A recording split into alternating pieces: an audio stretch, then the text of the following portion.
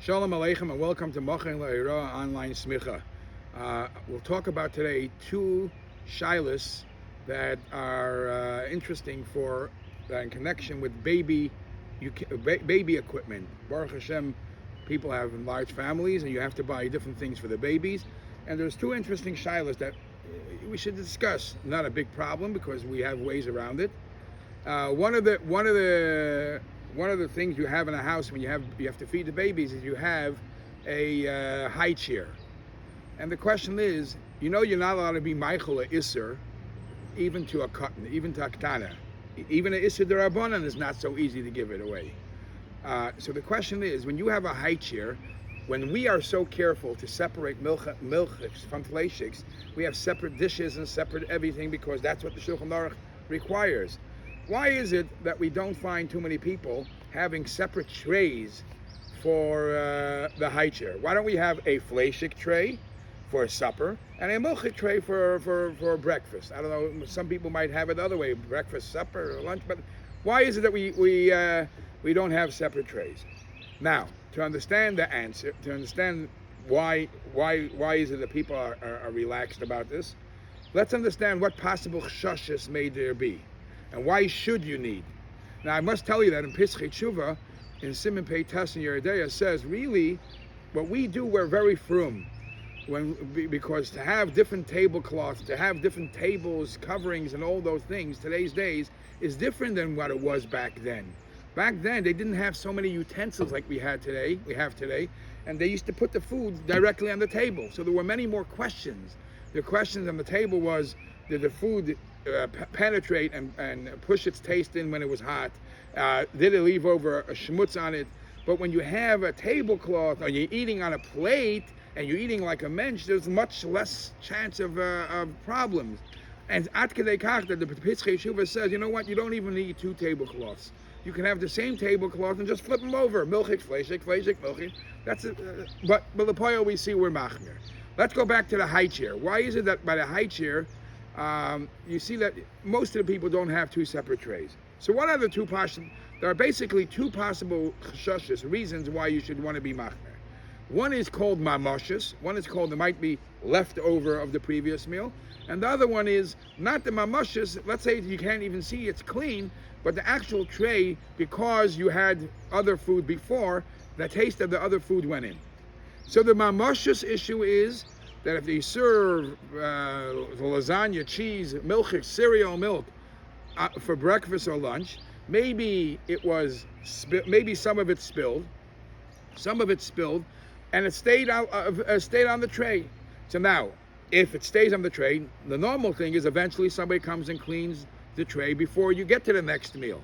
But it could be that some of that is left over and it's not visible, and when you're going to come to supper and you're going to put the fleishik meal and the milchik meal is going to mix. So we find for this concern, that's a long shot. What's the long shot? To say that there's going to be some leftover milchiks that you don't see, and therefore you're going to put the fleishik right on it and it's going to mix. How, if it's a tray, you see it. It's not something like nivla that's absorbed inside. Second of all, even if there's a loophole here, even if there is some of this food left over and the fleishik get mixed, that's not the normal way of cooking the milchiks and fleishiks. That's not called derech bishul. That's at the very most it would be a isser d'rabbanon. And an isser d'rabbanon, if it ends up happening and a kid eats it, there's an opinion that you could allow a kid to eat a possible shash isser d'rabbanon. That's to ignore the concern that there might be milchiks on the tray, because you're probably going to clean it before you bring the fleishiks. But then there's a second concern. The second concern is, forget about it. The tray is clean, because that's what we do. After a meal, you clean the tray. But while he ate the milchiks, or while he ate the fleishiks, some of the fleishik taste went in to the tray because there was hot food. And now, when you're going to change it within a couple of hours to the milchiks, there's going to be a different exchange of taste. So now for that's also not a major problem, because I don't think anybody is serving their kids or putting on the tray hot enough food that's yatzei ledes. Yatzeles means it's very hot that you can't touch it.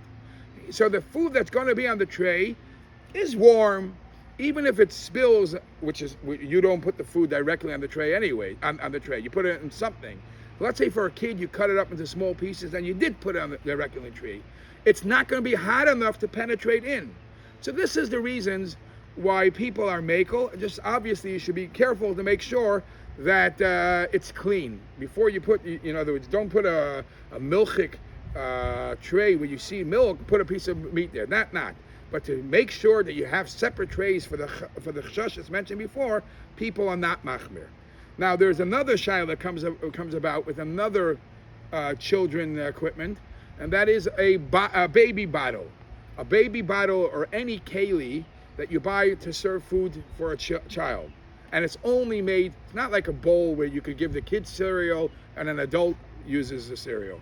It's like a baby bottle that only babies are going to use it.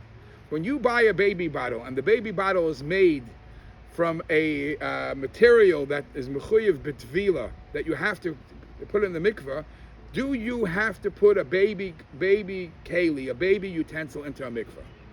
Or do you say because it's not really used for an adult, it's pater from the tefillas kelim? So this is an interesting discussion too, because there's a lot of components to this answer. Because we know that only a keli which is made to serve food to serve food for somebody who is mechuyev, it has to be put in the mikveh.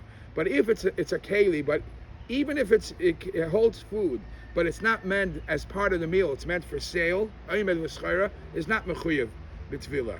Or if it's not going to be used in a mature manner, it's not mechuyev b'tvilah. So therefore, the common psak din from the achronim in this case is that if you're going to have only a baby bottle, don't put it in the mikveh and make a bracha. You can put it in the mikveh without a bracha. What's the big deal? There's no big deal to do that. So if you either you put it in the mikveh with other kalim, which you're making a bracha, or if you don't have any other kalim, put it in, but don't make a bracha when you put in a baby equipment.